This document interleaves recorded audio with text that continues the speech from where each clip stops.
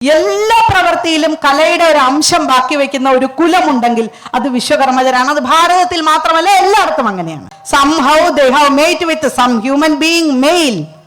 23 chromosome അവന്റെ കയ്യിൽ നിന്ന് മേടിച്ചു, അവന്റെ സ്പേമിൽ കൂടെ. And fertilised her own ovum and became a mother and on a fine moment അവൾക്ക് അവനെ ഇഷ്ടപ്പെട്ടില്ല, പോടാ എന്ന് പറഞ്ഞു. എനിക്ക് വരുമാനമുണ്ട്, എന്റെ കൊച്ചിനെ. എന്റെ കൊച്ചോ? അതെങ്ങനെ എന്റെ കൊച്ച്? 23 ക്രോമസോം ഇപ്പൊ അവർക്ക് ഇഷ്ടമില്ലാത്ത മറ്റവന്റേതാണ്. പണ്ടൊക്കെ കോണാശീലയുടെ അറ്റം കാണുന്നത് നാണക്കേടായിരുന്നു. ഇന്ന് നിക്കറിന്റെ പേര് കണ്ടില്ലെങ്കിലാണ് നാണക്കേട്. എന്നിട്ട് ഈ പേര് വായിച്ചിട്ട് പെമ്പിള്ളേര് പുറകെ ചെല്ലും. ഇല്ല, പരസ്യം കണ്ടിട്ടില്ലേ? പാന്റിന്റെ അകത്തിടേണ്ട സാധനം. ഈ പേര് വായിച്ചിട്ട് പെമ്പിള്ളേര് പുറകെ ചെല്ലുന്ന പരസ്യം കണ്ടിട്ടില്ല. മാച്ചോ? എന്ത് മാച്ചോ? എന്ത് മാച്ചോ എന്നായി ചോദിക്കുന്നത്? ഈ അകത്തിടേണ്ടത് പുറത്ത് കാണിക്കണമെന്ന് അഭിമാനമാണ്. ഇവന്മാരെ ആരാ പഠിപ്പിക്കുന്നത്? 2023 ആദ്യമായി വിശ്വകർമ്മജരുടെ ഒരു കൂട്ടായ്മയെ അഭിസംബോധന ചെയ്യേണ്ടി വന്നത്.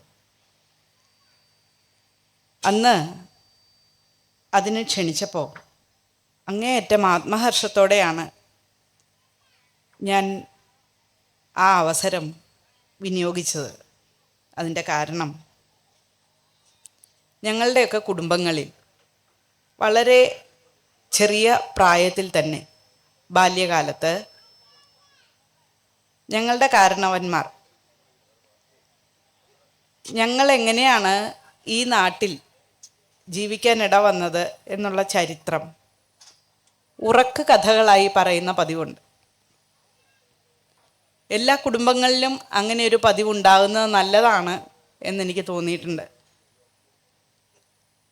എങ്ങനെയാണ് നമ്മുടെ പരമ്പര, എന്തുകൊണ്ടാണ് നമ്മൾ ഇവിടെ, എങ്ങനെയാണ് നമ്മൾ ഇങ്ങനെയുള്ള കാര്യങ്ങൾ കുട്ടികൾക്ക് ജീവിതത്തിനൊരു ലക്ഷ്യബോധം കൊടുക്കും.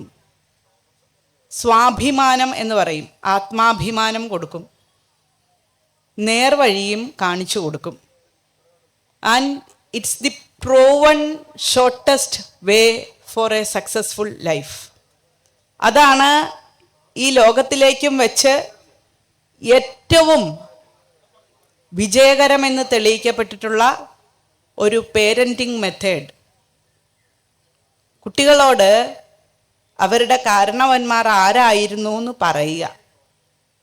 എങ്ങനെയാണ് ഇവർക്ക് ഈ വീട്ടിൽ, ഈ കുടുംബത്തിൽ, ഈ പരമ്പരയിൽ ഒരു ജന്മം ഉണ്ടായിട്ടുണ്ടാവുക എന്ന് അവരെ ബോധ്യപ്പെടുത്തുക. അതിൻ്റെ അഭിമാനിക്കാവുന്ന എല്ലാ വശങ്ങളും ഓർമ്മപ്പെടുത്തുക. ഇത് നിരന്തരം വേണ്ടതുമാണ്. അച്ഛൻ്റെയും അമ്മയുടെയും പേര് കടന്നാൽ അപ്പൂപ്പന്മാരുടെയും അമ്മൂമ്മമാരുടെയും രണ്ട് വശത്തുനിന്നും ഓരോരുത്തർ കാണുമല്ലോ. അമ്മയുടെ വശത്തുനിന്ന് ഒരു അപ്പൂപ്പൻ അമ്മൂമ്മ, അച്ഛൻ്റെ വശത്തുനിന്ന് ഒരു അപ്പൂപ്പൻ അമ്മൂമ്മ. അവരുടെ പോലും പേരുകൾ അറിയാതെ അവരെന്ത് ചെയ്യുകയായിരുന്നു, അഥവാ ഇപ്പോൾ എന്ത് ചെയ്യുകയാണ്, ജീവിച്ചിരിപ്പുണ്ടോ എന്ന് പോലും അറിയാതെ പല മനുഷ്യ കുട്ടികളും വലുതാവുന്നുണ്ട്. എപ്പോഴൊക്കെ വിശ്വകർമ്മജരെ അഭിസംബോധന ചെയ്യേണ്ടി വന്നിട്ടുണ്ടോ അപ്പോഴൊക്കെ അങ്ങേയറ്റം മനപ്രയാസത്തോടുകൂടി ഞാൻ ആലോചിക്കാറുള്ള ഒരു മിസ്സിംഗ് ലിങ്ക് ഇതാണ്. നിങ്ങളുടെ പൂർവികരുടെ യഥാർത്ഥ സ്വത്വം അറിയുന്നില്ല. ഇത് വളരെ ചെറുപ്പത്തിലെ എൻ്റെ കാരണവന്മാർ കഥകളിലൂടെയും കാര്യങ്ങളിലൂടെയും ഞങ്ങളുടെ വീട്ടിലും ഞങ്ങളുടെ ഗ്രാമത്തിലും ഞങ്ങളുടെ പരദേവതാ ക്ഷേത്രങ്ങളിലും ഞങ്ങളുടെ മൂലസ്ഥാനമായിട്ടുള്ള അഥവാ ഞങ്ങളുടെ പൈതൃക ദേശമായിട്ടുള്ള തമിഴ്നാട്ടിൽ ഇന്ന് നിലനിൽക്കുന്നതായിട്ടുള്ള എല്ലാ സൃഷ്ടികളെയും കാണിച്ചു തന്നും പറഞ്ഞു തന്നും, ശരിക്കു പറഞ്ഞാൽ ആലോചിക്കുമ്പോൾ തന്നെ രോമാഞ്ചം തോന്നുന്നത് പോലെ അതിഗംഭീരമായിട്ടുള്ള ഒരു ചരിത്ര ആഖ്യാനം വിശ്വകർമ്മജരുടെ ഈ കരവിരുതിനെ കുറിച്ച് വളരെ ചെറുപ്പത്തിലെ, ഒരുപക്ഷെ ഒരു 10 വയസ്സൊക്കെ തികയുന്നതിന് മുമ്പ് തന്നെ ഞങ്ങളുടെയൊക്കെ കുടുംബങ്ങളിലെ കുട്ടികൾ അറിയാറുണ്ട്. നോക്കൂ, നമ്മൾ ആ അമ്പലം പണിയിച്ചത് ഇന്ന ആശാരിയെ കൊണ്ടാണ്, അവരുടെ കുടുംബത്തിൻ്റെ പാരമ്പര്യം ഇന്നതുപോലെയാണ്.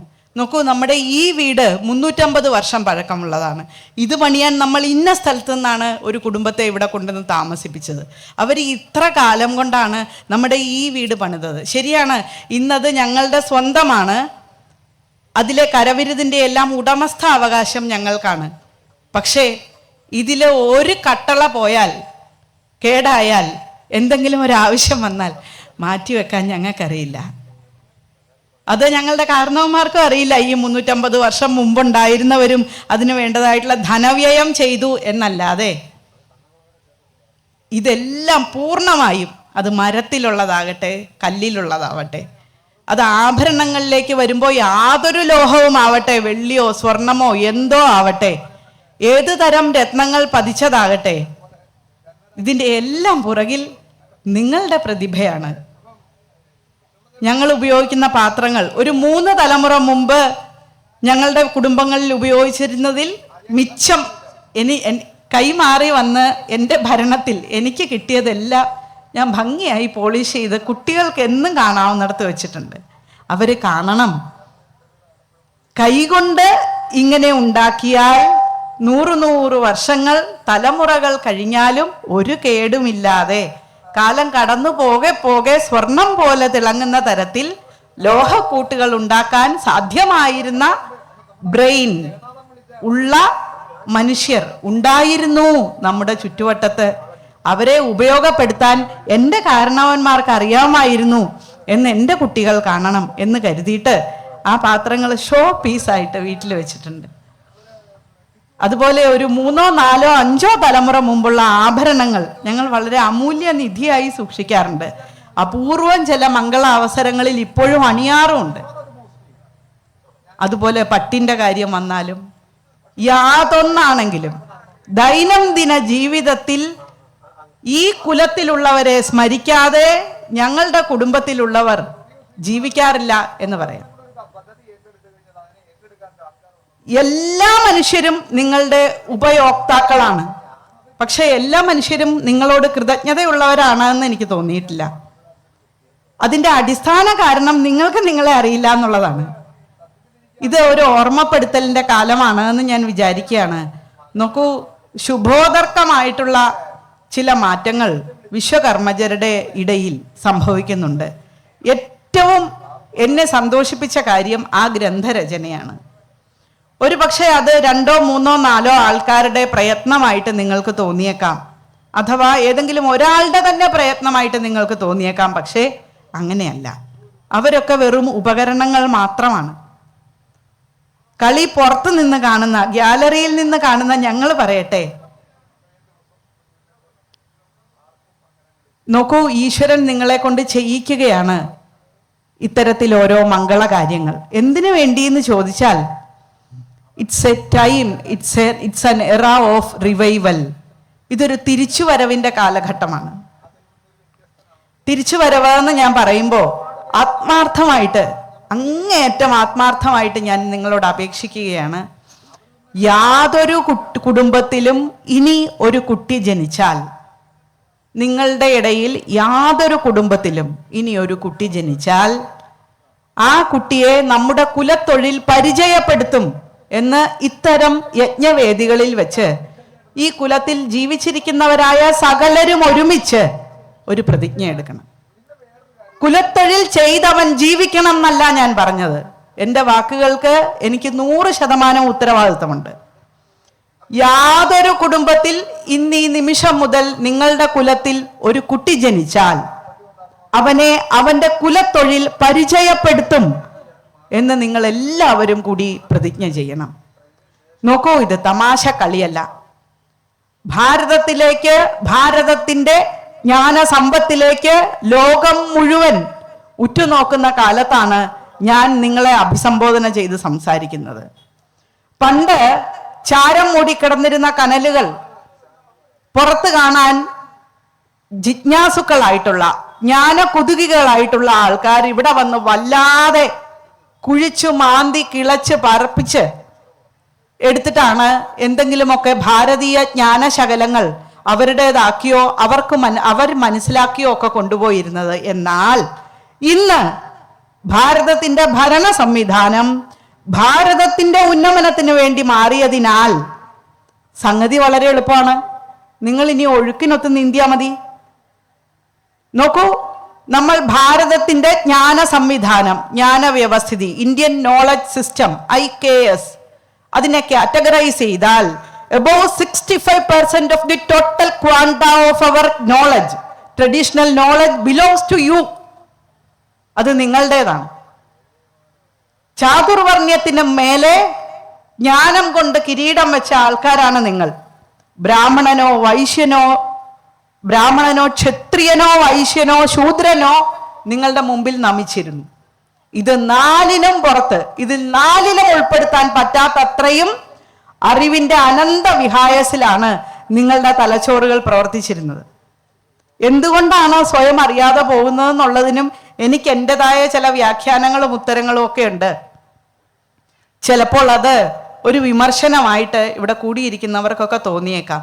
പക്ഷെ ഞാനും കൂടി നിങ്ങളുടെ കൂടെ കൂടിയിട്ട് ആ വിമർശനം ഒന്ന് നടത്താൻ, ഒരു ആത്മവിമർശനം പോലെ നടത്താൻ ഞാൻ ആശിക്കുകയാണ്. നോക്കൂ, പല കാരണങ്ങൾ കാണും. ഞാൻ പൊതുവെ സ്വാഗത പ്രസംഗകനെ ഒന്നും കോട്ട് ചെയ്യാറില്ല എൻ്റെ സംസാരത്തിൽ. പക്ഷേ നിങ്ങളുടെ സ്വാഗത പ്രസംഗകൻ അഥവാ ഇന്ന് ഈ സഭയുടെ സ്വാഗത പ്രസംഗകൻ വളരെ ആത്മാർത്ഥമായിട്ട് ചില കാര്യങ്ങൾ ഇവിടെ സൂചിപ്പിച്ചു. സത്യമാണ് അതെല്ലാം. വിദേശ അധിനിവേശവും നമ്മളുടെ പിടിപ്പുകേടും ഒക്കെയാണ് നമ്മളെ ഇങ്ങനെയാക്കിയത്. ഇവിടുന്ന് ഭൗതികമായതെല്ലാം കട്ടോണ്ടുപോയ കൂട്ടത്തിൽ നമ്മുടെ ആത്മാഭിമാനം കൂടെ പുറമേന്ന് വന്നവര് മോഷ്ടിച്ചു. സത്യത്തിൽ ആ ബൗദ്ധിക അടിമത്തം അല്ലെങ്കിൽ ആ സാംസ്കാരിക അടിമത്തം, ഞാൻ ഇത്രയും ഔദ്യോഗികമായ വാക്കുകളൊന്നും ഉപയോഗിക്കാറുമില്ല.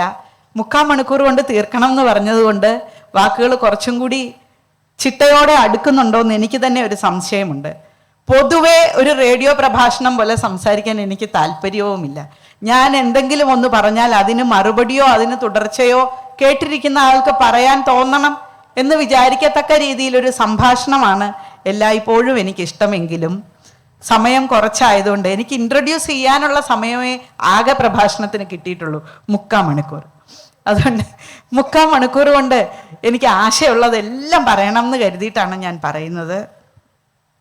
നോക്കൂ, ഇന്ത്യൻ നോളജ് സിസ്റ്റത്തിന്റെ ഏതാണ്ടൊരു സിംഹഭാഗവും കൈകാര്യം ചെയ്തിരുന്ന ഒരു പരമ്പരയുടെ ഇങ്ങേ തലക്കൽ നിന്നുകൊണ്ട് നമ്മൾ നമ്മുടെ ഭാരതത്തിൽ ജനിച്ചു വളർന്ന നമുക്കറിയാവുന്ന ഒരു 3 തലമുറയിലുള്ള ആൾക്കാരെ ഇവിടെ ഇരുന്ന് സ്മരിച്ചാൽ എന്തുകൊണ്ടാണ് അവരുടെ വിദ്യ ഒന്നും നമുക്ക് പറഞ്ഞു തരാതെ പോയത്? ഈ കഴിഞ്ഞ ഇടയ്ക്ക് ഞാൻ വായിച്ചു ഡിണ്ടിഗൽ പൂട്ട്, അങ്ങനെയാണ് എൻ്റെ വിചാരം. ഡിണ്ടിഗൽ എന്ന് പറയുന്ന സ്ഥലത്ത് പ്രത്യേക തരം പൂട്ടുകൾ നിർമ്മിക്കുന്ന ഒരു സമ്പ്രദായം ഉണ്ടായിരുന്നു അത്രേ. അപൂർവം ചില കുടുംബങ്ങൾക്ക് ഇപ്പോഴും ആ കഴിവുണ്ടത്രേ. ഇതാണ് എന്നെ വിഷമിപ്പിക്കുന്നത്. നോക്കൂ, ഈ ടെക്നിക്കൽ നോ ഹൗ നിങ്ങളുടെ കുടുംബത്തിലെ കുട്ടികൾ എഞ്ചിനീയർമാരാകട്ടെ, ഡോക്ടർമാരാകട്ടെ, കലാകാരന്മാരാകട്ടെ, ടീച്ചർമാരാകട്ടെ, കൃഷിക്കാരാകട്ടെ, ഗായകരാകട്ടെ, യാതൊന്നും ആവട്ടെ, അവരുടെ അപ്പനും അപ്പൂപ്പനും അപ്പൂപ്പന്റെ അപ്പനും തലമുറകളായിട്ട് ചെയ്തിരുന്ന ഈ സൂത്രങ്ങൾ നമ്മുടെ പിള്ളേർ അറിഞ്ഞിരിക്കണം. ഇത് വേറെ എവിടുന്ന് കിട്ടുന്ന വിചാരം? ഹൃദയത്തിൽ കൈവച്ചുകൊണ്ട് ഞാൻ പറയട്ടെ, ഭാരതീയ വൈദ്യശാസ്ത്രം പരിചയപ്പെടാൻ ഇടവന്ന ഒരാൾ എന്നുള്ള നിലയ്ക്ക് എനിക്ക് 100% ആത്മാർത്ഥമായി പറയാൻ കഴിയും, ഗ്രന്ഥങ്ങളിൽ നിന്ന് വ്യാഖ്യാനിച്ച് പഠിക്കുന്നതിനപ്പുറമാണ് പാരമ്പര്യമായിട്ട് ജീവിതം കൊണ്ട്, ജീവിതത്തിൽ ശീലിച്ച്, ജീവിതത്തിൽ പ്രയോഗിച്ച്, ജീവിതത്തിൽ വിജയിച്ച ആൾക്കാരുടെ അടുത്ത് നിന്ന് പഠിക്കുന്നത്. ആ പഠിത്തവും യൂണിവേഴ്സിറ്റിയിലെ പരീക്ഷ എഴുതി പാസ്സാകലും തമ്മിൽ അജഗജാന്തരമുണ്ട്. കടലും കടലാടിയും പോലെ നമ്മുടെ മക്കളെ നമുക്കറിയാവുന്നത് മുഴുവൻ പഠിപ്പിക്കാൻ ആ പിള്ളേരുടെ ആദ്യത്തെ 10 വർഷം മതി. നിങ്ങൾ 85-ാമത്തെ വയസ്സിൽ അപ്പൂപ്പനായി അമ്മുമ്മയായി എന്ന് വിചാരിക്കുക. അടുത്ത 10 വർഷം കൊണ്ട് നമ്മുടെ കുട്ടിയെ, നമ്മുടെ പേരക്കുട്ടിയെ നമ്മൾ ഈ 85 വർഷം നേടിയ അറിവ് പഠിപ്പിക്കാം. അത്ര ഈസിയാണ് ഗ്രാൻഡ് പേരന്റിങ്ങിലെ ടീച്ചിങ്. കൈമോശം വരികയാണ് നമ്മുടെയൊക്കെ കുടുംബങ്ങളിൽ. പാടില്ല ഇനി മുതൽ. ഇതാണ് എനിക്ക് പറയാനുള്ളത്. ഇത് കൈമോശം വരാനോ നമ്മുടെയൊക്കെ തോന്നിയവാസമാണ് അതിൻ്റെ പുറകിലെ കാര്യം. മദ്യപിക്കാത്ത വിശ്വകർമ്മജരെ കാണണമെങ്കിൽ ഒരു 41 ദിവസം വ്രതം ഇരുന്നിട്ട് ഭഗവാനേന്ന് വിളിച്ചിട്ട് കണ്ണ് തുറന്നിട്ട് നോക്കണം. അബദ്ധത്തിലെങ്ങാനും കണ്ണ് തുറന്ന് ഈ സമൂഹത്തിൽ നോക്കിയെന്ന് വെച്ച് കഴിഞ്ഞാൽ 100-ൽ 90 പേരും മദ്യപിക്കുന്ന ഒരു കാലത്താണ് എൻ്റെ ബാല്യം കടന്നു പോയിരുന്നത്. ഇപ്പം ഞാൻ അങ്ങനെ വിമർശിക്കുന്നില്ല. കാരണം ഇപ്പോഴത്തെ എൻ്റെയൊക്കെ സമപ്രായക്കാർ അല്ലെങ്കിൽ എന്നെക്കാൾ ചെറുപ്പക്കാർ എല്ലാവരും ലഹരിക്ക് അടിമയാണെന്ന് ഞാൻ കരുതുന്നില്ല നമ്മുടെ കുലത്തിൽ. പക്ഷേ കുത്തഴിഞ്ഞ ജീവിതം ഉണ്ടായിരുന്ന, കുത്തഴിഞ്ഞ ജീവിതം തുടരുന്ന ധാരാളം പേർ നമ്മുടെയൊക്കെ കുടുംബങ്ങളിലുണ്ട്.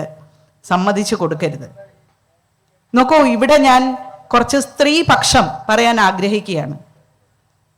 യാതൊരു കുലത്തിലായിക്കോട്ടെ, ഭാരതത്തിൽ ജനിച്ച സ്ത്രീകൾ ഏറ്റവും മിനിമം അറിഞ്ഞിരിക്കേണ്ട കാര്യം, ജീവിതം എവന്റെയോ ആവട്ടെ, നമ്മുടെ ചുറ്റും നിൽക്കുന്നവരുടെ ജീവിതത്തിന്റെ നിയന്ത്രണം നമ്മുടെ കയ്യിലാണ്. അതിൻ്റെ ഒരു സംശയവും വേണ്ട.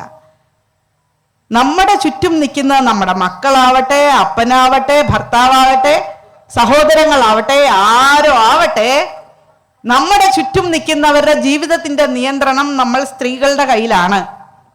ഈ സത്യം, ഇതിന് കുലത്തിന്റെ വ്യത്യാസമൊന്നുമില്ല. എല്ലാ സ്ത്രീകളും മറക്കാണ്. അപ്പോ സ്ത്രീകളുടെ ഒരു മിടുക്ക് കുടുംബത്തിന്റെ അഭിവൃദ്ധിക്ക് വളരെ ആവശ്യമായിട്ടുള്ള ഒരു കാലമാണ്. നോക്കൂ, കല്യാണം കഴിപ്പിച്ച് പെൺകുട്ടികളെ വിടുന്നുണ്ട്. ഇവഞ്ച്വലി പലരും പ്രസവിക്കുന്നുണ്ട്. ഇങ്ങനെ ഞാൻ പറയാൻ കാര്യമുണ്ട്. അടിസ്ഥാനപരമായി ഒരു വൈദ്യൻ എന്നുള്ള നിലയ്ക്ക്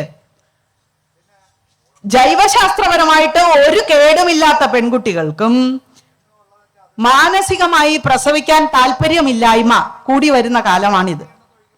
അതിനും കുലത്തിന്റെ അതിർവരമ്പൊന്നുമില്ല. ഞാൻ വിശ്വകർമ്മജരെ കുറിച്ചിട്ടല്ല പറയുന്നത്, പൊതുവേ.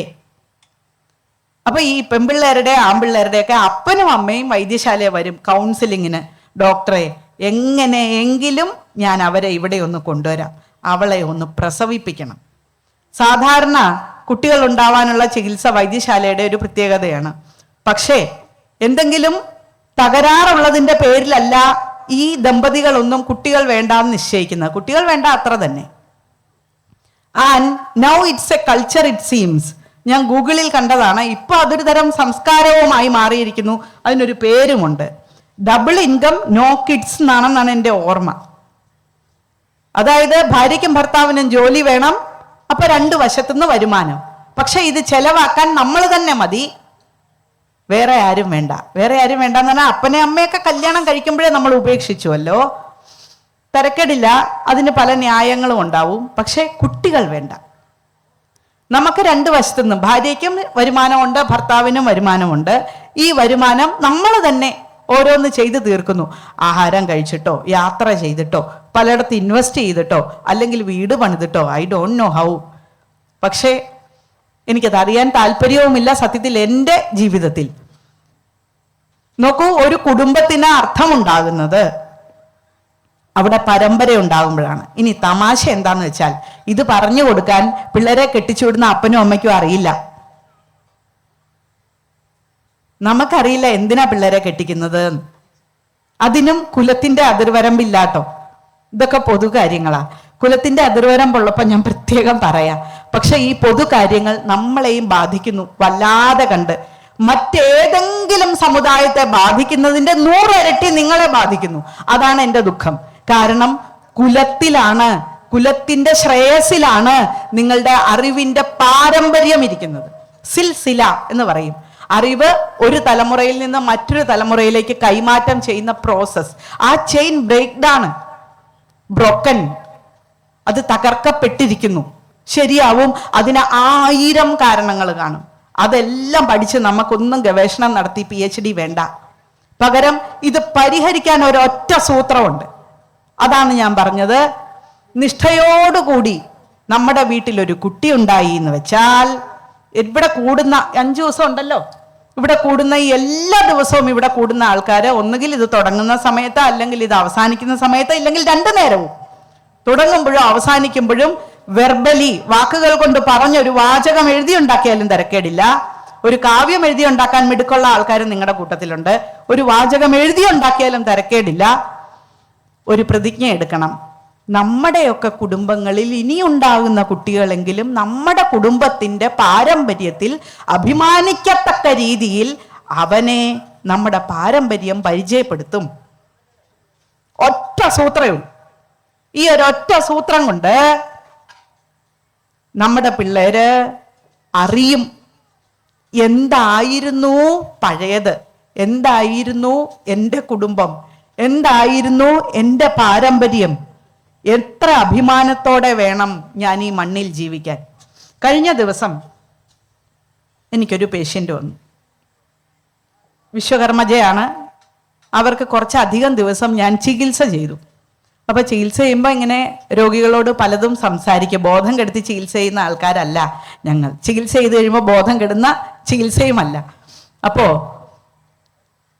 ഇങ്ങനെ പല ദിവസവും പല വിഷയവും സംസാരിച്ച് ഒരു ദിവസം അവരെന്നോട് പറഞ്ഞു, ഡോക്ടറെ, അവർ ഈ പാലക്കാരിയല്ല, അവർ കുറച്ച് ദൂരെ നിന്നാണ്.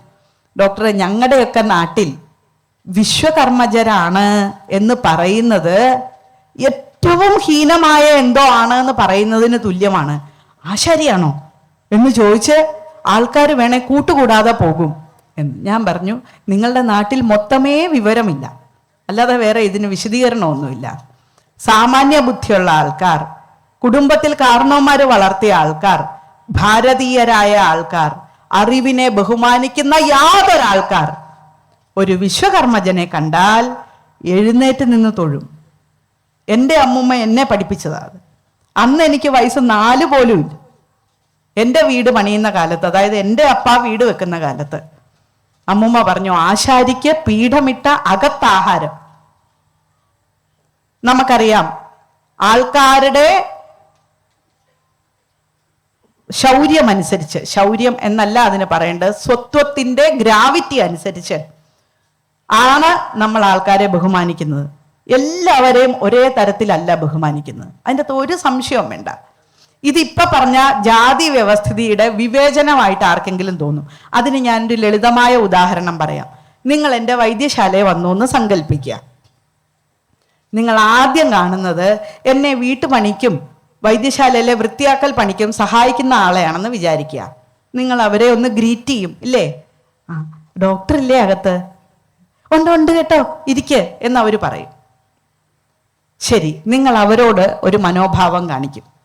ഒരു പിണക്കോ ഇല്ല, ഒരു ഗമയ അഹങ്കാരവും നിങ്ങൾ കാണിച്ചില്ല. പക്ഷേ നിങ്ങൾ ഒരു ചിരി, ഒരു ചോദ്യം, അതിനൊരു മറുപടി പ്രതീക്ഷിക്കുന്നു, ഇരിക്കാൻ പറഞ്ഞിടത്ത് ഇരിക്കുന്നു. അപ്പോൾ ഉടനെ എൻ്റെ തെറാപ്പിസ്റ്റ് ഇറങ്ങി വന്നു എന്ന് വിചാരിക്കുക. നിങ്ങൾ വേഗം വീണ്ടും അവരോടും ചോദിക്കും, ഡോക്ടറെ കാണാൻ വന്നതാണ്. അപ്പൊ അവര്, നേരത്തെ വിളിച്ചിട്ടുണ്ടോ, ഡോക്ടറോട് പറഞ്ഞിട്ടുണ്ടോ, ഏത് ഡോക്ടറെയാ, ഹരികൃഷ്ണൻ ഡോക്ടറെയോ ജയലക്ഷ്മി ഡോക്ടറെയോ? സോ നിങ്ങൾ കുറച്ചുകൂടി സ്പെസിഫിക് ആയിട്ട് വിശേഷം പറയും. നിങ്ങൾ അവരോടും ഒരു അപ്രോച്ച് കാണിക്കും, an ആറ്റിറ്റ്യൂഡ്, ഒരു മനോഭാവം. ഹരികൃഷ്ണൻ ഡോക്ടറെ കാണാൻ വന്നു എന്ന് വിചാരിക്കുക.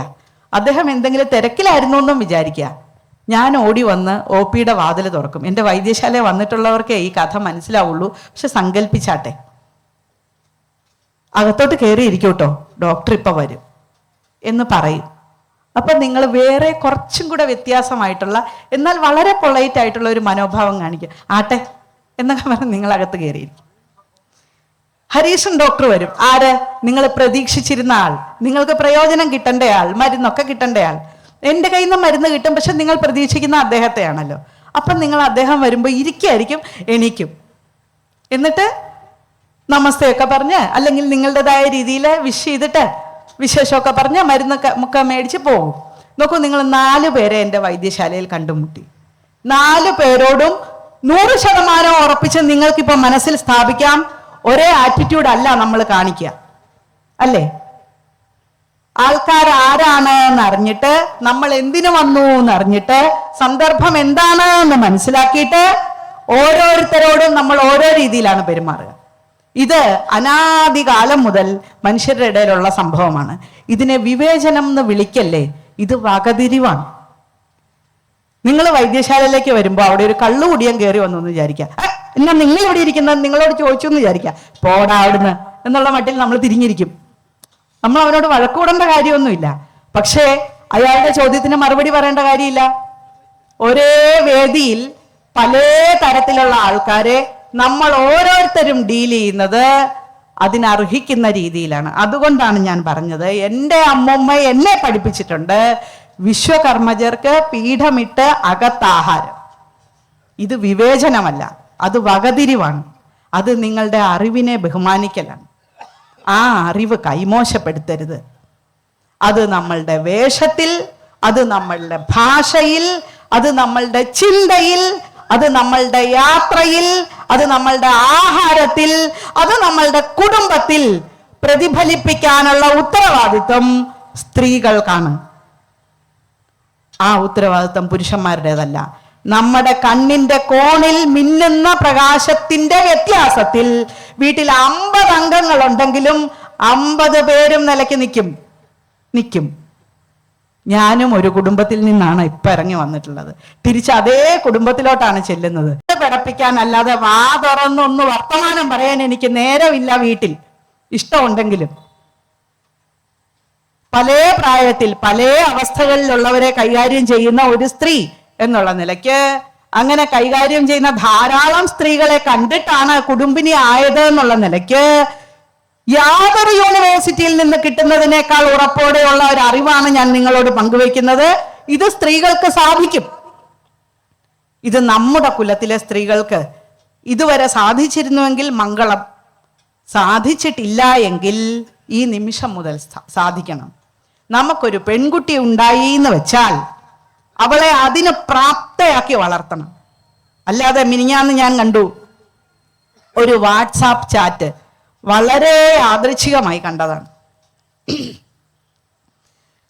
വളരെ പ്രായമായ ഒരു സ്ത്രീയുടെ സ്മാർട്ട് ഫോൺ. അവർ ആ ഫോൺ ഉപയോഗിക്കാറില്ല ഔദ്യോഗിക കാര്യങ്ങൾക്കല്ലാതെ. എന്താ ഈ ഔദ്യോഗിക കാര്യം?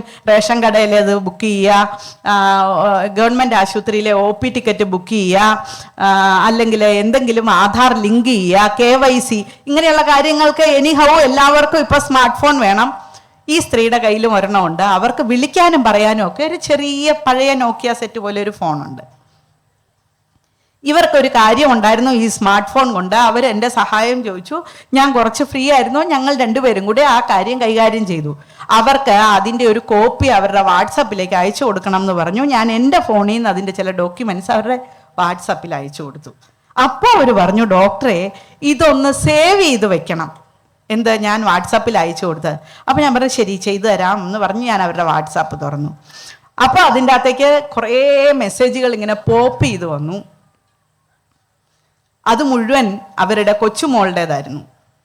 അതിൽ ഒരു മെസ്സേജ് എന്നെ വല്ലാതെ പൊക്കിയാന്ന് പറയും. അതൊക്കെ ഈ കൊച്ചു പിള്ളേർക്ക് മനസ്സിലാകുന്ന വാക്കുകളാണ്. ഇങ്ങനെ തോണ്ടി, ഹേ ഇതൊന്ന് നോക്ക് എന്നുള്ളത് പോലെ. സത്യത്തിൽ മറ്റൊരാളുടെ സ്വകാര്യ സംഭാഷണം നമ്മൾ നോക്കാൻ പാടില്ല. ഈ സ്ത്രീയുടെ സംഭാഷണം അല്ല, അത് അവരുടെ കൊച്ചുമോളുടേതാണ്. പക്ഷേ ഞാനത് നോക്കി. ഇതിൻ്റെ പേരിൽ ഇപ്പം എന്നാ പ്രശ്നം വന്നാലും എനിക്കതിപ്പം നിങ്ങളോട് പറഞ്ഞേ പറ്റൂ. ആഫീഫ് എനിക്ക് അയച്ചു തന്നത് ഇങ്ങനെയാണ് ആ മെസ്സേജ്. സത്യമായിട്ടും എനിക്ക് നിയന്ത്രിക്കാൻ പറ്റിയില്ല. ഞാനത് നോക്കി. എൻ്റെ പൊന്നു കൂട്ടുകാരെ, അത് മുഴുവൻ ഞാൻ അന്നാണ് അതെല്ലാം കാണുന്നത്. ഇതിൻ്റെ ഗ്രേഡ് കൂടി ഇതൊക്കെ നമ്മൾ സെർച്ച് ചെയ്തും അല്ലാതെയും കണ്ടിട്ടുണ്ട്. പക്ഷെ അത് മുഴുവൻ പോൺ വീഡിയോകളുടെ ലിങ്കായിരുന്നു. എന്നിട്ട് ഇതിൻ്റെ ഒരു ഫോർവേഡ് മെസ്സേജ് ഇവളുടെ കൂട്ടുകാരിക്ക് അയച്ചതിൻ്റെ സ്ക്രീൻഷോട്ട് അവൾ തിരിച്ചയച്ചിരിക്കുകയാണ്. അവൾ അത് കണ്ടു എന്നും, നന്നായി നിനക്കൊരു ബോയ് ഫ്രണ്ട് ഉണ്ടല്ലോ. അപ്പം ഈ മൊത്ത സംഭാഷണത്തിന്റെ രത്ന ചുരുക്കം എന്താണെന്ന് വെച്ചാൽ, ഈ അമ്മൂമ്മയുടെ കൊച്ചുമോൾ, പ്രത്യേകിച്ച് വിശദീകരണം ഒന്നും വേണ്ട, അതൊരു ഹിന്ദു സമുദായത്തിൽപ്പെട്ട സ്ത്രീയാണ്. അവരുടെ കൊച്ചുമോൾ 9ാം ക്ലാസ്സിൽ പഠിക്കുന്നുള്ളൂ. ഞാൻ ചോദിച്ചു, ആരാ ഇത്? ഈ കൊച്ചുമോളുടെ പേരില്ല ഇത്. ആരാ ഇത്? അവള് എന്നെ മിടിക്കാന്നറിയാം. എൻ്റെ 3 ആൺമക്കളിൽ അവള്, എൻ്റെ കൊച്ചുമക്കളിൽ അവള് എന്നെപ്പോലെയാന്ന് എല്ലാവരും പറയുന്നതൊക്കെ പറയും. ഇവർ വളരെ ആത്മാഭിമാനത്തോടു കൂടി ആ കൊച്ചിനെ കുറിച്ച് എന്നോട് വിശദീകരിച്ചു. ഞാൻ എത്രാം ക്ലാസ്സിലായി? 9ാം ക്ലാസ്സിൽ. 9ാം ക്ലാസ്സിലാണല്ലോ. അവൾക്ക് എന്ത് തകൃതമാണെന്നറിയാമോ എന്നാണ് ആ അമ്മൂമ്മ പറഞ്ഞത്. എനിക്ക് ആ വാക്കും ഇഷ്ടപ്പെട്ടു. അവക്കെന്ത് തകൃതമാണെന്ന്. പക്ഷെ അവളുടെ തകൃതം അമ്മൂമ്മ അറിയുന്നില്ല. ഇങ്ങനെയാണ് പൊക്കോണ്ടിരിക്കുന്നത്. 9ാം ക്ലാസ്സിൽ പഠിക്കുന്ന കൊച്ചിന് തോറ്റു പഠിച്ചാൽ പോലും ഇന്നത്തെ കാലത്ത് തോൽവി ഇല്ലല്ലോ, ഇപ്പൊ ഫുൾ പാസ് അല്ലേ. 14 വയസ്സെന്ന് വിചാരിക്കുക, പോട്ടെ 15 വയസ്സ്. 15 വയസ്സുള്ള ഒരു പെങ്കൊച്ച് നമ്മളൊക്കെ 45 വയസ്സിൽ കാണാത്ത അത്രയും കാര്യങ്ങൾ ഇതിനോടകം കണ്ടു കഴിഞ്ഞിരിക്കുന്നു. അമ്മൂമ്മ ഇതറിയുന്നില്ല. തകൃതം നോക്കൂ, ഭാഷ, ഭൂഷ, ഭോജനം. നമ്മുടെ പിള്ളേര് നമ്മൾ പ്രസവിച്ച് വളർത്തുന്നതാണെങ്കിൽ നമ്മുടെ പിള്ളേർ എന്ത് ചെയ്യണം എന്ന് വിശ്വകർമ്മജരെ നിങ്ങൾ ധൈര്യമായിട്ട് തീരുമാനിച്ചില്ലെങ്കിൽ അറിവോ പോച്ച്. നിങ്ങൾക്കിപ്പം കല്ലാശാരിമാരി കൂട്ടത്തിലുണ്ടെങ്കിൽ ഒരു വിഗ്രഹം കൊത്തൂ, ഒരു ശില്പം പണിയൂ എന്ന് പറഞ്ഞാൽ, ഡോക്ടറെ ഞങ്ങളത് ചെയ്യാറില്ല കേട്ടോ, കുറച്ച് കാലമായിട്ട് ഞങ്ങളുടെ വീട്ടിൽ ആര് ഇങ്ങനെ പറയുന്ന ആൾക്കാരുടെ എണ്ണം നിങ്ങളുടെ ഇടയിൽ കൂടുക. അറിവോ പോയി. ഇനി നമ്മുടെയൊക്കെ ജീനും കൂടി സങ്കരപ്പെടാൻ അവസരം കൊടുക്കരുത്. ചിലപ്പം മോഡേൺ സയന്റിസ്റ്റുകൾ പറയുമായിരിക്കും ക്രോസ് ബ്രീഡ് yields മോർ. എന്താ അതിന്റെ അർത്ഥം? ക്രോസ് ബ്രീഡ് yields മോർ എന്ന്. അതായത് ക്രോസ് ബ്രീഡ് ചെയ്തു വെച്ച് കഴിഞ്ഞാൽ കൂടുതൽ വിളവ് കിട്ടും. T into D, D into T എന്നൊക്കെ പറഞ്ഞിട്ട് തെങ്ങിന്റെ ഇനങ്ങളില്ലേ, ടോളായിട്ടുള്ള തെങ്ങിനെ ഡ്വാർഫായിട്ടുള്ള തെങ്ങുമായിട്ട് ക്രോസ് ബ്രീഡ് ചെയ്യുക, കൂടുതൽ തേങ്ങ കിട്ടും. ഇതൊക്കെ ചുമ്മാ പറയുന്ന എൻ്റെ പൊന്നു കൂട്ടുകാരെ. അവനവന്റെ ജീൻ, അവനവന്റെ ജനിതകം വല്ലവരുമായിട്ട് ക്രോസ് ബ്രീഡ് ചെയ്തിട്ട് നമ്മുടെ പെൺപിള്ളേർക്ക് ജീവിതവും വഴിമുട്ടിയിട്ട്, പെൺപിള്ളേരെ മാത്രം ഒന്നും പറഞ്ഞിട്ട് കാര്യമില്ല, ആൺപിള്ളേരും ഇത്തരം വലിയ വലിയ കെണികളിലും വലകളിലും വീഴുന്ന കാലമാണ്. നമ്മുടെ കുടുംബം, നമ്മുടെ പാരമ്പര്യം കൈമോശം വന്നിട്ട് താടിക്ക് കൈയും കൊടുത്തിരിക്കുകയോ കൗൺസിലിങ്ങിനാണെന്നും പറഞ്ഞ് ചിദംബരം പോലെയുള്ള ആശുപത്രികളിലേക്ക് ഓടി വരികയോ ചെയ്തതുകൊണ്ട് ഒരു കൃത്യമായ പരിഹാരം എല്ലാ കേസുകളിലും കിട്ടണം എന്നില്ല. അപകടം നിറഞ്ഞ ലോകത്താണ് നമ്മൾ ജീവിക്കുന്നത്. കഴിഞ്ഞ ഒരു 1000-1500 വർഷം കൊണ്ട് ഭാരതത്തിന്റെ തനതായിട്ടുള്ള വിജ്ഞാന സമ്പത്തിന്റെ ബഹുഭൂരിപക്ഷം കൈയാളിയിരുന്ന നിങ്ങളുടെ കുടുംബങ്ങളിൽ സ്വന്തം കാരണവന്മാരെ കുറിച്ചിട്ടുള്ള ആത്മാഭിമാനം എவ்விധമാണോ പ്ലാൻഡ് സ്ട്രാറ്റജി കൊണ്ട് നശിച്ചത്, അതിനേക്കാൾ പ്ലാൻഡ് ഓപ്പറേഷനാണ് നമ്മുടെ കുട്ടികളെ മുച്ചൂട്ടം മുടിക്കാൻ വേണ്ടി ഇത്തരം പ്രചരണങ്ങളും ഇത്തരം സ്വാധീനങ്ങളും കൊണ്ട് ഇപ്പൊ നടന്നുകൊണ്ടിരിക്കുന്നത്. നമ്മുടെ കുട്ടികൾ എന്ത് വാക്കുപയോഗിക്കുന്നു, നമ്മുടെ കുട്ടികൾ എന്ത് വേഷം കെട്ടുന്നു, നമ്മുടെ കുട്ടികൾ എന്ത് ആഹാരം ആവശ്യപ്പെടുന്നു എന്നുള്ളിടത്ത് അവരുടെ മനോവികാരങ്ങളുണ്ട്. ലെറ്റ് ഡേ അവർ ആവശ്യപ്പെടട്ടെ. അമ്മ എനിക്ക് ജീൻസ് ഇടണം, നേവൽ കാണുന്ന ടോപ്പ് ഇടണം, ലെറ്റ് ഡേ അവർ ആവശ്യപ്പെടട്ടെ. അങ്ങനെ ഒരു ലോകത്താണ് ഇന്ന് ജീവിക്കുന്നത്. പാടില്ല എന്ന് പറയാൻ ഇവരെ പെറ്റു വളർത്തിയാൽ നിങ്ങളുടെ കൂട്ടത്തിലുള്ള സ്ത്രീകൾക്ക് പറ്റുന്നില്ലെങ്കിൽ ഇവിടെ എന്തെല്ലാം ചെയ്താലും നമ്മൾ രക്ഷപ്പെടുകയില്ല. ഇതുപോലെ എത്ര വേദികൾ പണിതാലും നമ്മൾ രക്ഷപ്പെടുകയില്ല. ഞാൻ ആത്മാർത്ഥമായിട്ട് അമ്മമാരെയും ഇവിടെയുള്ള സഹോദരി തുല്യരായിട്ടുള്ള സ്ത്രീകളെയും നമുക്ക് ഒരുമിച്ച്, വീണ്ടും ആവർത്തിക്കുകയാണ്, നമുക്ക് ഒരുമിച്ച് നമ്മുടെ പിള്ളേരെ നമ്മുടെ കുലത്തിന്റെ മഹിമ പറഞ്ഞു വളർത്താൻ പ്രതിജ്ഞ എടുക്കാം. നോക്കൂ, നിങ്ങൾ എല്ലാവരും ARM കണ്ടു കാണുമെന്ന് ഞാൻ വിചാരിക്കുകയാണ്. അല്ലേ? മലയാള സിനിമ കാണുന്ന കലാകാരന്മാരല്ലേ നിങ്ങൾ? അറ്റ്ലീസ്റ്റ് സിനിമയെങ്കിലും കാണണം. എല്ലാ പ്രവൃത്തികളിലും കല അവശേഷിപ്പിക്കുന്ന ഒരു കുലമുണ്ടെങ്കിൽ അത് വിശ്വകർമ്മജരാണ്. അതൊരു പൊട്ടു തൊടുമ്പോഴാകട്ടെ, അതൊന്ന് മുടി ചെയ്യുമ്പോഴാകട്ടെ, അതൊരു മുണ്ടൊടുക്കുമ്പോഴാകട്ടെ, അതൊരു ഡ്രസ്സ് സെലക്ട് ചെയ്യുമ്പോഴാകട്ടെ, ഇല്ലേ? നിങ്ങളെ തന്നെ നിരീക്ഷിച്ചോളൂ. എല്ലാ പ്രവൃത്തിയിലും കലയുടെ ഒരു അംശം ബാക്കി വെക്കുന്ന ഒരു കുലമുണ്ടെങ്കിൽ അത് വിശ്വകർമ്മജരാണ്. അത് ഭാരതത്തിൽ മാത്രമല്ല, എല്ലായിടത്തും അങ്ങനെയാണ്. മനുഷ്യർക്ക് ജീവിക്കാൻ ഇത്ര മാത്രം അലങ്കാരത്തിന്റെ ആവശ്യമില്ല. പക്ഷെ നമ്മൾ എന്തോരം അലങ്കരിച്ചിട്ടാണ് നമ്മുടെ വീട്, നമ്മുടെ പ്രോപ്പർട്ടീസ്, ഈവൻ ലാൻഡ്സ്കേപ്പിംഗ് പോലും, പറമ്പുണ്ടെങ്കിൽ അതുവരെ നമ്മൾ അലങ്കരിച്ചിട്ടാണ് ഇന്നത്തെ കാലത്ത് വീടുകൾ പണിയുന്നത്, അല്ലേ? നിങ്ങളുടെ ബുദ്ധിയാ, നിങ്ങളുടെ ബുദ്ധി. ഇതൊന്നും ഒരു വൈശ്യനും ഉണ്ടാകുകയല്ല ഈ ബുദ്ധി, ഒരു ക്ഷത്രിയനും ഉണ്ടാകുകയല്ല ഈ ബുദ്ധി. എൻ്റെ സ്വന്തം അനുഭവത്തിൽ നിന്നാ പറയുന്നു. അത്രയും ബുദ്ധിയുള്ള നിങ്ങളോട് ഞാൻ ചോദിക്കുകയാണ്, ഏറ്റവും ചുരുങ്ങിയത് സിനിമയിലും കാണണം. ARM എന്താണ്, അജയന്റെ 2ാം മോഷണം കണ്ടില്ലേന്നേ? ടോവിനോയുടെ സിനിമ കണ്ടില്ലേ? അങ്ങുവാനക്കോണിൽ കണ്ടില്ലേ? എനിക്ക് പാടാൻ അറിയായിരുന്നു, ഞാൻ പാടിയേനെ. ആ കലയും എനിക്കില്ല. അതുകൊണ്ട് കണ്ടില്ലേ? കുറച്ചു പേരെങ്കിലും കണ്ട 1-2 പേരൊന്ന് കൈവക്കിയാട്ടെ. എനിക്കറിയാം, കാണാതെ ഇരിക്കാൻ പറ്റിയല്ല, അത്ര നല്ല സിനിമയാ. അതിലൊരു അമ്മുമ്മയുണ്ട്. ആ അമ്മുമ്മ കൊച്ചുമോനോട് അപ്പൂപ്പനെ കുറിച്ച് ഒരു കഥ പറയുന്നുണ്ട്. അപ്പൂപ്പൻ ആരാണെന്നാ പറയുന്നത്? അപ്പൂപ്പൻ ആരാണെന്നാ പറയുന്നതെന്ന്? എടാ, നിന്റെ അപ്പൂപ്പൻ ഇവിടുത്തെ പഴയ ജില്ലാ കളക്ടർ ആയിരുന്നെന്നാണോ പറയുന്നത്? എടാ, ദിവാന്റെ കൊച്ചുമോനായിരുന്നെന്നാണോ പറയാ? അല്ല, നിന്റെ അപ്പൂപ്പൻ നല്ല എണ്ണം പറഞ്ഞ ഒരു കള്ളനായിരുന്നെന്നാ പറയുന്നത്. എന്നിട്ട് ഈ കഥ പറഞ്ഞ് ശരിയാണ്, നമ്മുടെ പിള്ളേരോട് കള്ളത്തരം പറഞ്ഞ് കാരണവന്മാരുടെ എല്ലാ മോശവും പറഞ്ഞ് ആ വഴിക്ക് തിരിക്കണം എന്ന് പറയാനല്ല ഞാനിത് പറയുന്നത്. പക്ഷെ the way she narrates her husband story, അവരവരുടെ ഭർത്താവിന്റെ കഥ പറഞ്ഞ് അവതരിപ്പിക്കുന്ന രീതി, വ്യാഖ്യാനം, ആ ശൈലി എല്ലാ സ്ത്രീകളും മാതൃകയാക്കേണ്ടതാണെന്നാണ് എനിക്ക് പറയാനുള്ളത്. എല്ലാ സ്ത്രീകളും. ഞാൻ ഒരു ദിവസം ഒരു കുടുംബ കൗൺസിലിംഗ് ചെയ്യായിരുന്നു. എനിക്കിപ്പോഴും ഒരു 3-4 വർഷമായി. തികഞ്ഞ തമാശയാണ്. ഇതുപോലെ സന്ദർഭവശാൽ ഒരു വിശ്വകർമ്മ ഫാമിലിയാണ്. അത് ഞാനിങ്ങനെ കഥയൊക്കെ അന്വേഷിച്ച് പ്രശ്നം എന്താ വെച്ചാൽ ഭാര്യയും ഭർത്താവും കൂടിയാണ് വന്നിരിക്കുന്നത്. ഇവരിപ്പോൾ ഇവിടെ വൈദ്യശാലയെ വെച്ച് ഞാനും ജോജി അടിച്ച് പിരിഞ്ച് എന്നും പറഞ്ഞിട്ടാണ് വന്നിരിക്കുന്നത്.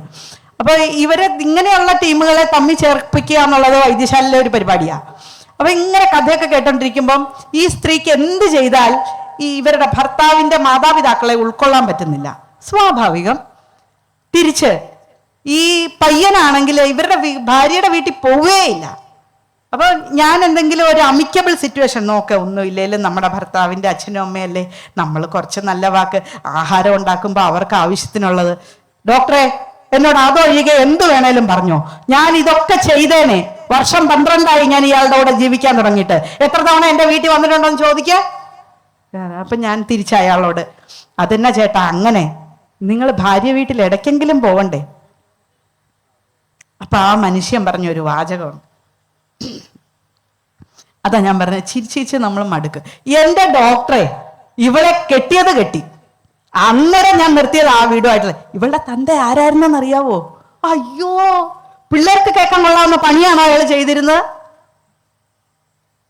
അമ്മായിയപ്പനെ കുറിച്ച് പറഞ്ഞത്. ഞാൻ പറയാം, എൻ്റെ പൊന്നു മനുഷ്യ, നിങ്ങൾക്ക് എന്ത് തോന്നിയാലും അയാളുടെ 23 ക്രോമസോം നിങ്ങളുടെ ഭാര്യയിലുണ്ട്. നിങ്ങളുടെ പിള്ളേര് 2-3 പിള്ളേരുണ്ട്. നിങ്ങളുടെ പിള്ളേരിലെല്ലാം മിനിമം അതിന്റെ പകുതി ക്രോമസോം ഉണ്ട്. ഏത്? നിങ്ങൾക്ക് ഈ കണ്ണെടുത്താ കാണരുതാത്ത അമ്മായി അച്ഛന്റെ. And it's quite biology. ഇത് ജൈവശാസ്ത്രമാണ്. ഇയാൾക്ക് ഇഷ്ടമില്ല എന്ന് കരുതി അയലോക്കങ്കാരന്റെ ജീൻ എടുത്തു വെക്കാൻ പറ്റുമോ? എന്നാ വേണ്ട, ഭാര്യയുടെ 23 വേണ്ട, 46 എന്റെ പിള്ളേർക്ക് ഞാൻ കൊടുത്തോളാന്ന് വെക്കാൻ പറ്റുമോ? പറ്റുമെന്നേ. ഭഗവാൻ വളരെ കൃത്യമായി കണക്ക് കൂട്ടിയിട്ടാണ് മനുഷ്യനെ എന്നല്ല എല്ലാ ജീവികളെയും ഈ ലോകത്ത് സൃഷ്ടിച്ചിരിക്കുന്ന. എന്റെ പൊന്നു കൂട്ടുകാരെ, നിങ്ങൾക്ക് ഇഷ്ടമാണെങ്കിലും അല്ലെങ്കിലും നിങ്ങളുടെ കാരണവന്മാരുടെ രക്തമാണ് നിങ്ങളുടെ ശരീരത്തിൽ ഒഴുകുന്നത്. എന്റെയും. എനിക്ക് എൻ്റെ അപ്പൂപ്പനെ അമ്മൂമ്മ ഇഷ്ടമില്ല, എൻ്റെ അമ്മയ്ക്ക് എൻ്റെ അപ്പാടെ അപ്പനെ അമ്മയെ ഇഷ്ടമില്ല. ഇതൊന്നും ഇഷ്ടക്കേടൊന്നും ഇവിടെ വിഷയമേ അല്ല. ചില സ്ത്രീകൾ ഇന്നത്തെ ഉത്തരാധുനിക കാലത്ത്, നിങ്ങളുടെയൊക്കെ കുടുംബങ്ങളിൽ അങ്ങനത്തെ പെൺപിള്ളേരുണ്ടോ എന്ന് എനിക്കറിയില്ല, പറയും I M A single mother and I am proud of it എന്ന്. ഇവരെ ഒറ്റയ്ക്ക് പ്രസവിച്ചോ? നമ്മള് മണ്ണുകൊണ്ടോ മറ്റോ, നിങ്ങളോടത് ഞാൻ പറയണ്ടല്ലോ, ഒരു ശില്പം ഉണ്ടാക്കി ഊതി പ്രാണൻ കൊടുത്ത് അല്ലേ, ശില്പി ശില്പം ഉണ്ടാക്കുന്നു. എന്താണ്, തന്ത്രി അതിന് പ്രാണൻ കൊടുക്കുമ്പോൾ അത് വിഗ്രഹമായി മാറുന്നു. കേട്ടിട്ടില്ലേ? അല്ലെങ്കിൽ ഭഗവാനായി മാറുന്നു. പിന്നെ ശില്പി ഒരു കാതം അകലെ. പെരുന്തച്ഛൻ സിനിമ കണ്ടിട്ടില്ലേ? സിനിമ പോയി കാണാൻ എൻ്റെ മനുഷ്യരെ, അറ്റ്ലീസ്റ്റ് സിനിമയായാലും കാണും, ആത്മാർത്ഥമായിട്ട് അതേലും ചെയ്യ്. കുറേ സ്വഭാവത്തിൽ മാറ്റം വരും. അപ്പൊ ഉടനെ നമ്മൾ പിന്നെ പൂജാരി പുറത്ത്, ആ വ്യാഖ്യാനം, അല്ലെ പൂജാരി അല്ല ആശാരി പുറത്ത്, ആ വ്യാഖ്യാനത്തിന്റെ രീതി ശ്രദ്ധിച്ചോണം. അതായത് ബ്രാഹ്മണിക്കൽ ഹെജിമണി. എന്റെ പൊന്നെ ബ്രാഹ്മണന്മാര് നിങ്ങളെ കണ്ടാൽ തൊഴണം. ഞങ്ങൾക്ക് അഥവാ മന്ത്രം പഠിച്ചവർക്ക് ഈ ഊതി പ്രാണം കയറ്റാനേ അറിയത്തുള്ളൂ. ഊതി പ്രാണം കയറ്റാനുള്ള കല്ലി പരുവത്തിലാക്കുന്ന ആരാ? അപ്പോ അങ്ങോട്ടും ഇങ്ങോട്ടും ജ്ഞാനത്തെ അങ്ങേയറ്റം ആദരിച്ചിരുന്ന നമ്മുടെ സംസ്കാരത്തിന്റെ ഇടയ്ക്ക് വളരെ മനോഹരമായിട്ട് ചില എന്താണ് അയലോക്കംകാര അമ്മായിയമ്മയും മരുമകളും കൂടെ സുഖമായിട്ട് ജീവിക്കുന്ന കാണുമ്പോൾ ഇടയ്ക്ക് കുശുമ്പ് കുത്തുന്നത് പോലെ, കടുക് വറുത്തപ്പോ കരിയേപ്പില ഇട്ടായിരുന്നോ എന്നൊക്കെ ചോദിച്ചേ, അല്ല, ആവശ്യമുള്ള കാര്യമാണ്. ഒരു ദിവസം ഒരു കതിർപ്പ് കരിയേപ്പില ഇട്ടില്ല. അവർക്കെന്ത് ഛേദം ഹേ, എന്നാലും ഒരു പോക്കിംഗ് അല്ലേ എന്ന് പറയുന്നത് പോലെ നമ്മുടെ സംസ്കാരത്തിൽ വിള്ളൽ വരുത്തിയവർ നറേഷൻ നടത്തിയിട്ടുള്ള ധാരാളം സിനിമകൾ നമ്മളുടെയൊക്കെ കുലങ്ങളെ കുറിച്ച് ഒളിഞ്ഞും തെളിഞ്ഞും ഇപ്പോഴും മലയാളത്തിലുണ്ട്. ബാക്കി ഭാഷ വിട്, മലയാളത്തിലുള്ളതേലും കാണണം.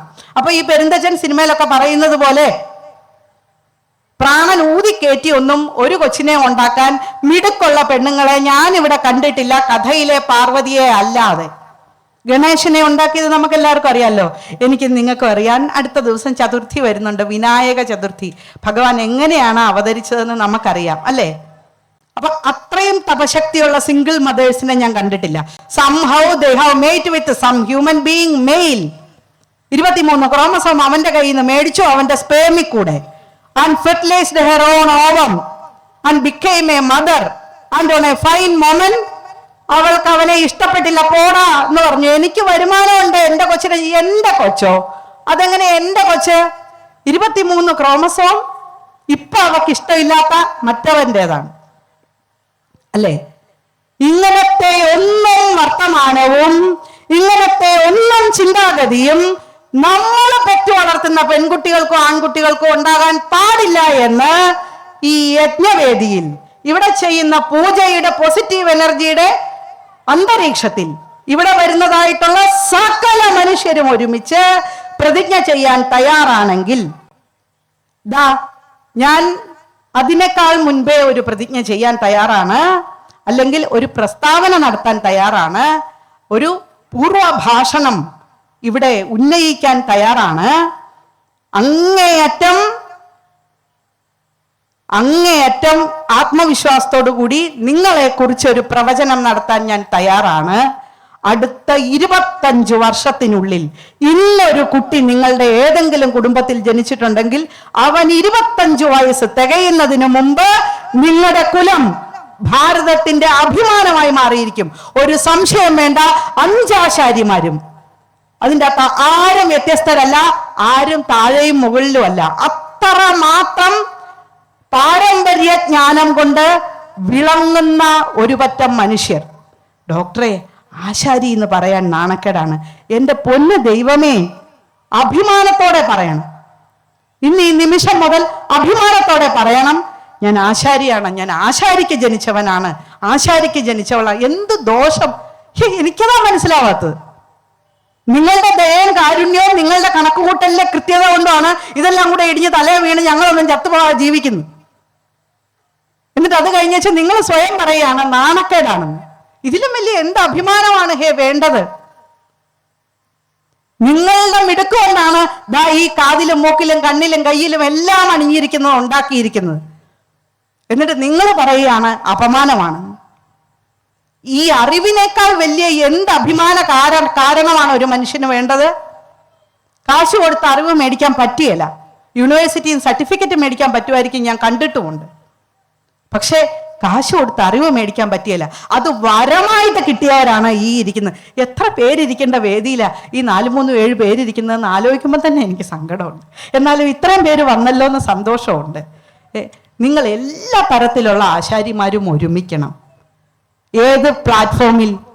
അറിവിൻ്റെ പ്ലാറ്റ്ഫോമിൽ നിങ്ങൾ അറിവുകൾ കൈമാറ്റം ചെയ്യണം. നോക്കൂ, ഇന്ത്യൻ നോളജ് സിസ്റ്റത്തിനെ ഭാരത സർക്കാർ ഇന്ന് സപ്പോർട്ട് ചെയ്യുന്ന രീതി എന്ന് പറഞ്ഞാൽ നമ്മുടെയൊക്കെ ഓരോ കുടുംബവും രക്ഷപ്പെടുന്ന രീതിയാ. PM വിശ്വകർമ്മ യോജന എന്ന് തന്നെ ഒരു പദ്ധതിയേ ഉണ്ട്. നമ്മുടെ പിള്ളേരെ നമ്മുടെ കുലത്തൊഴിൽ പരിചയപ്പെടുത്തണം. അവന്മാർക്ക് ഇഷ്ടമുള്ള പഠിക്കട്ടെ, ഇഷ്ടമുള്ള ജോലി ചെയ്യട്ടെ. പക്ഷെ എനിക്കറിയാം, മുഴക്കോലാ ഡോക്ടറെ ഏറ്റവും നാണം കെട്ട സാധനം. എന്നോട് പറഞ്ഞതാ. എന്റെ ദൈവമേ, എങ്ങനെ പറയാൻ പറ്റുന്നു എന്നാണ്. നിങ്ങൾക്ക് പൂജാമുറി ഉണ്ടെങ്കിൽ ഒരു മുഴക്കോല് പണിത് പൂജ ചെയ്യാൻ വെക്കണം.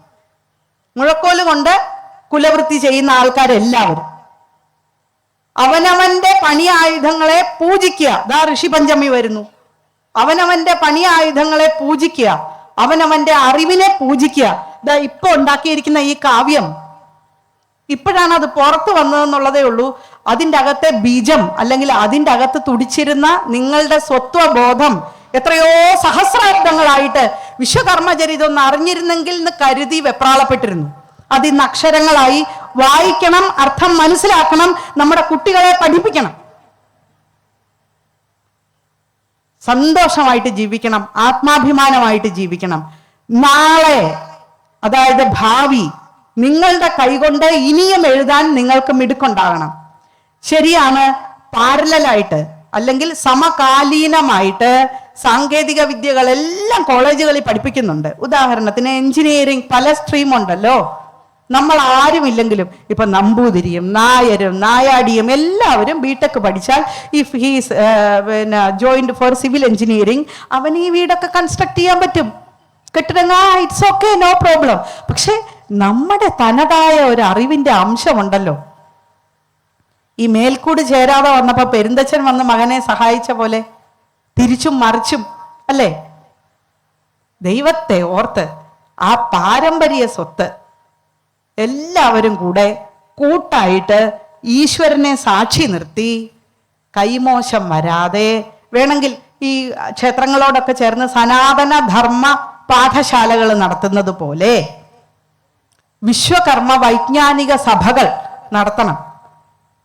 നിങ്ങളുടെ കുലത്തിൽ നിന്നുള്ള കുട്ടികൾക്ക് അതിന് പ്രാമുഖ്യം കൊടുക്കണം.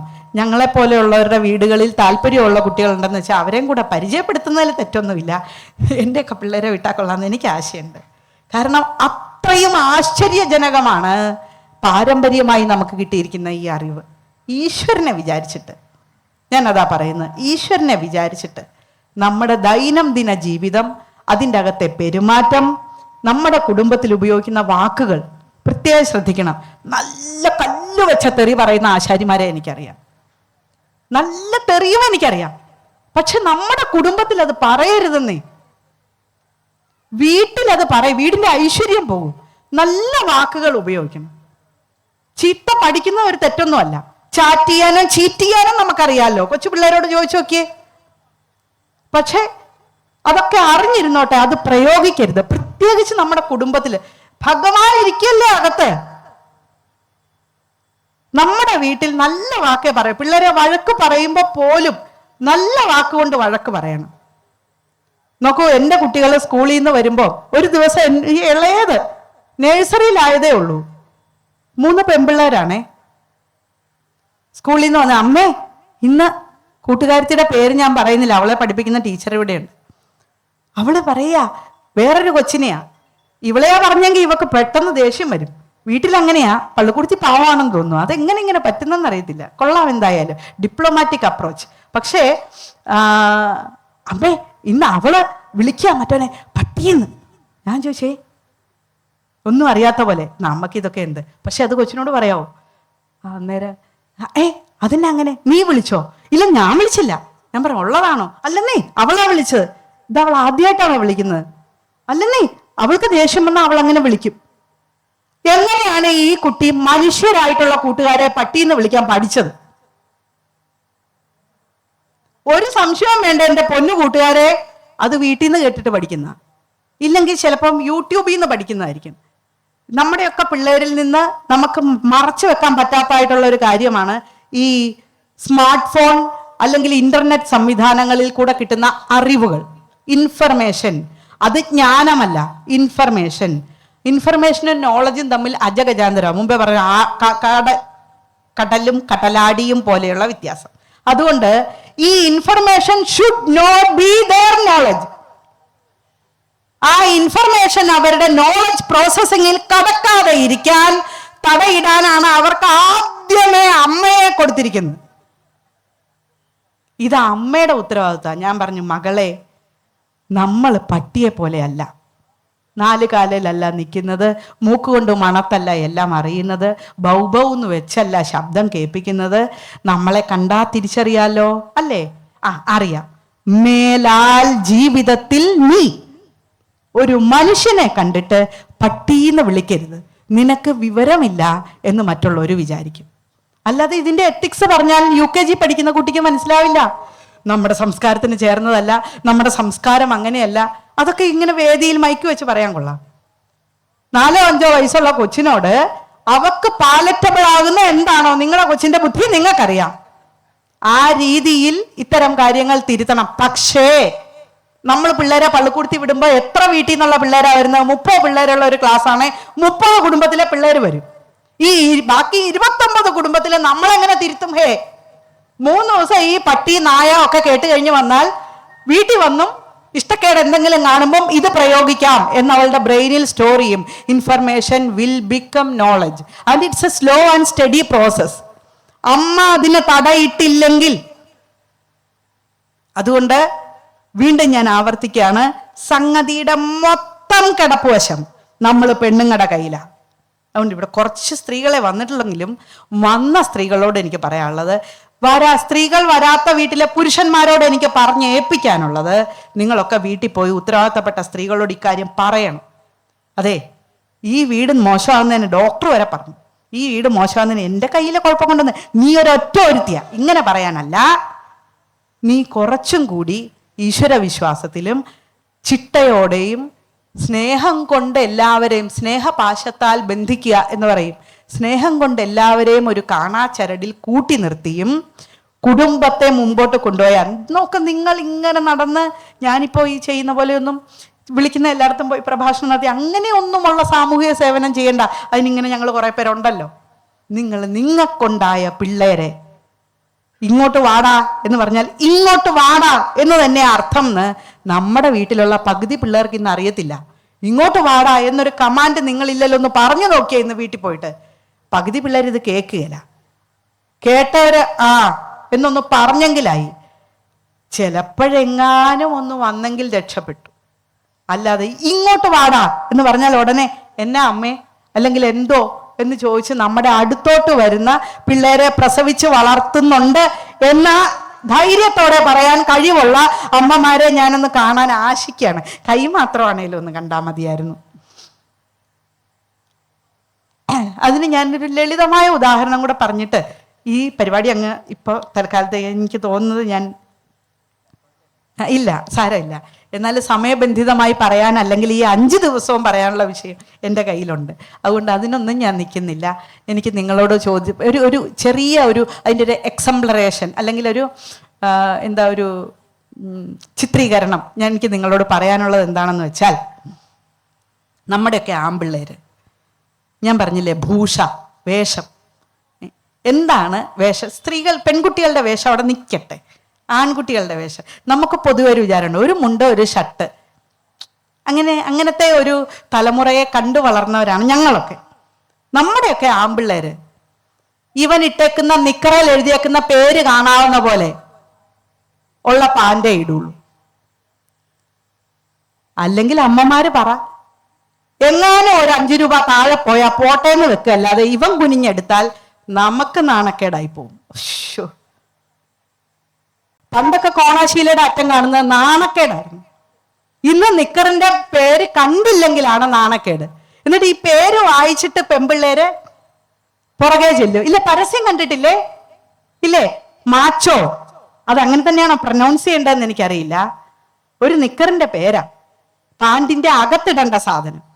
ഈ പേര് വായിച്ചിട്ട് പെമ്പിള്ളേര് പുറകെ ചെല്ലുന്ന പരസ്യം കണ്ടിട്ടില്ലേ? എത്ര വീടുകളിൽ ഇത് കാണും? നമ്പൂതിരിയുടെ വീട്ടിലും കാണും, ആശാരിയുടെ വീട്ടിലും കാണും, അല്ലെ? അതിന് കുലത്തിന്റെ ഒന്നും വ്യത്യാസമില്ല. TV ഓൺ ചെയ്യുന്ന എല്ലായിടത്തും കാണും. മാച്ചോ, എന്ത് മാച്ചോ, എന്ത് മാച്ചോ എന്നായി ചോദിക്കുന്നത്. ഈ അകത്തിടേണ്ടത് പുറത്ത് കാണിക്കണമെന്ന് അഭിമാനമാണ് ഇവന്മാരെ ആരാ പഠിപ്പിക്കുന്നത്? ഇത് സംസ്കാരത്തിന്റെ ഭാഗമാക്കാൻ അഡ്വർടൈസ്മെന്റുകാര് മെനക്കെടുമ്പം ഇത് കൂട്ടൊന്നും തോന്നിയാസം മേടിച്ചോണ്ട് വീട്ടിലോട്ട് കയറരുതടാന്ന് പറയാൻ ധൈര്യമുള്ള എത്ര അമ്മമാരുണ്ട് ഇക്കൂട്ടത്തിലിരിക്കുന്നു? നമ്മുടെ മുടി, നമ്മുടെ ആമ്പിള്ളേരുടെ മുടി, ഞാൻ എപ്പോഴും എല്ലാ വേദികളിലും വേഷം കെട്ടിനെ കുറിച്ച് പറയേണ്ടി വരുമ്പോഴൊക്കെ പറയാറുണ്ട്. നോക്കൂ, മനുഷ്യന്റെ സംസ്കാരം നന്നായി വന്നതിന്റെ ഭാഗമായിട്ടാണ് മുടിയിൽ എണ്ണ വെക്കാനും ദിവസവും കുളിക്കാനും ഒക്കെ നമ്മൾ ശീലിച്ചത്. സ്ത്രീ പുരുഷ ഭേദമന്യേ എണ്ണ തേച്ചും താളി തേച്ചും ദിവസവും കുളിച്ചും പരമാവധി മുടി മനുഷ്യർക്ക് മറ്റുള്ളവർക്ക് ദ്രോഹമാകാത്ത രീതിയിൽ ഒതുക്കിയും ഒക്കെ ജീവിക്കാൻ നമ്മളെ കാരണവന്മാര് പഠിപ്പിച്ചു.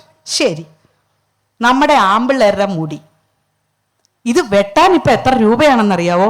ശരാശരി 200 രൂപ ആമ്പിള്ളേരുടെ മുടി വെട്ടാൻ. ഇത് എങ്ങനെയാ വെട്ടുന്നതെന്നറിയാവോ? ഇവന്റെയൊക്കെ കാലെ പിടിച്ച് തിരിച്ചു നിർത്താനുള്ള ഒരു നമുക്കുണ്ടെങ്കിൽ ക്ലോസറ്റ് കഴുകുക. അതുപോലെ ഇവന്റെയൊക്കെ മുടി വെട്ടിക്കൊണ്ട് ഇവൻ പെരക്കാത്തോട്ട് കയറി വരുന്നു. നില്ലടാ അവിടെ എന്ന് പറയാൻ മിടുക്കുള്ള എത്ര അമ്മമാർ ഇവിടെ ആമ്പിള്ളേരെ പെറ്റു വളർത്തുന്നുണ്ട്. ഇത് കൂട്ടൊക്കെ ഏട്ടാവളിയന്മാർക്ക് വേണ്ടി വേണ്ടേ ഞാൻ എൻ്റെ പെൺപിള്ളേരെ വളർത്താൻ? പെൺപിള്ളേരെ പെറ്റു വളർത്തുന്ന എല്ലാ അമ്മമാരും വളർത്താൻ സൗകര്യമില്ല. അന്തസ്സായിട്ട് മുടി വെട്ടുവോ അന്തസ്സായിട്ട് വേഷം കെട്ടുവോ ചെയ്യാൻ പോലും അറിയാൻ മേലാത്തവന്മാരെ ആണായിട്ട് കരുതാൻ പോലും തോന്നാത്ത രീതിയിൽ അഭിമാനത്തോടെ പെൺപിള്ളേരെ വളർത്താൻ വേണ്ടിയിട്ടാണ് ഞങ്ങളെപ്പോലെ ചില അമ്മമാര് പെൺപിള്ളേരെ പറ്റി വളർത്തുന്നത്. നമ്മുടെയൊക്കെ അപ്പനും അപ്പൂപ്പന്മാരും ഒക്കെ എങ്ങനെയാ മുടി വെട്ടിയിരുന്നത്? പ്രത്യേകിച്ച് വിശ്വകർമ്മജർ. നിങ്ങൾക്ക് നിങ്ങളുടെ ദീക്ഷയ്ക്ക് പോലും ചിട്ടയുണ്ട്. നിങ്ങളൊരു വ്രതത്തിലിരുന്നാൽ നിങ്ങളുടെ മുടി എന്ന് മുറിക്കണം. നിങ്ങളെ എത്ര കണ്ട് നമ്മുടെ കുടുംബ പെരുന്തച്ചൻ കണ്ടില്ലേ? പോയി കാണണം കേട്ടോ. നല്ല ക്ലാസിക് ഫിലിമാണ്. അതില് കൃത്യമായ വേഷമാണ് പെരുന്തച്ചന്റെ ആ ആറ്റിറ്റ്യൂഡ്. കൃത്യമായിട്ട് നമുക്ക് കൃത്യമായ ഒരു വിശ്വകർമ്മജൻ ആ ഒരു കടിച്ചെടുത്തോ അല്ലേ? ശരിക്കും മനസ്സിൽ പെരുന്തച്ചനെ അങ്ങോട്ട് കാർവ് ചെയ്ത് വെക്കും. അത്ര കേമമായിട്ടാണ് ആ കാസ്റ്റിംഗ് നടന്നിട്ടുള്ളത്.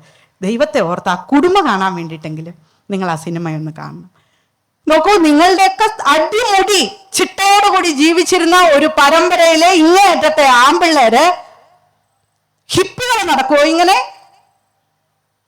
എന്നിട്ട് അഭിമാനമുള്ള അമ്മമാര്, ഈ അമ്മമാരോടാ എനിക്ക് ചോദിക്കാനുള്ളത്. കുനിഞ്ഞാൻ നിക്കറിന്റെ അറ്റം കാണാത്തതും അരേ മുറുക്കെ കൊടുത്ത വൈകുന്നേരം വരെ അഴിഞ്ഞു പോകാതെ മുണ്ടുകൊടുക്കാൻ അറിയാവുന്നതും കൃത്യമായി എന്നും പല്ല് തേച്ച് അപ്പിയിട്ട് ശമതിച്ച് കുളിച്ച് വൃത്തിയായിട്ട് നടക്കുന്നതുമായ ഒരു ചെറുക്കനെയെങ്കിലും വളർത്തുന്നുണ്ട് എന്ന് അഭിമാനത്തോടെ പറയാൻ ഇവിടെ ആമ്പിള്ളേരെ പ്രസവിച്ച് വന്നിരിക്കുന്ന ഏതേലും അമ്മമാരുണ്ടോ? പിന്നെ എങ്ങനെ നമ്മുടെ കുലം നന്നാവും? പുസ്തകം വായിച്ചതുകൊണ്ടോ? ഏതാണ്ട് ശരിയാ. എൻ്റെ പൊന്നു കൂട്ടുകാരെ, ഞാൻ 2 കൈയും കൂപ്പി പറയുക, ഇതില് 50% ഉത്തരവാദിത്വം അപ്പായ്ക്കുമുണ്ട്. അപ്പ ഒരു ആറ്റിറ്റ്യൂഡ് ഇട്ടേക്കണം. ഗൗരവം എന്ന് തോന്നുന്നു. ചിലപ്പോൾ നമുക്ക് പിടിച്ചാൽ നിർത്താൻ പറ്റിയില്ലെങ്കിൽ നിങ്ങൾ വല്ല കക്കൂസിലും കയറി ഒളിച്ചിരുന്നാലും തിരക്കേടില്ല. പിള്ളേരുടെ മുമ്പിൽ നിങ്ങൾക്ക് മിടുക്കില്ല എന്ന് കാണിക്കരുത്. ഞാൻ അപ്പായോട് പറയും എന്ന് പറയുമ്പം അപ്പ പോട്ടെ സാരമില്ല എന്ന് പറയുന്ന ഒരു അഴകുഴമ്പൻ നയമാണ് എടുക്കുന്നതെങ്കിൽ എങ്ങനെ കുടുംബം മുമ്പോട്ട് പോകും? അപ്പായെ കാണിച്ചാണ് നമ്മൾ പല കാര്യങ്ങളും പേടിപ്പിച്ച അപ്പ അറിഞ്ഞ പ്രശ്നമാണെന്ന് പറഞ്ഞ് വളർത്തേണ്ട കാലത്ത് അങ്ങനെ തന്നെ വളർത്തണം. അച്ഛനും അമ്മയും പറഞ്ഞാൽ കുട്ടികൾ കേൾക്കണം.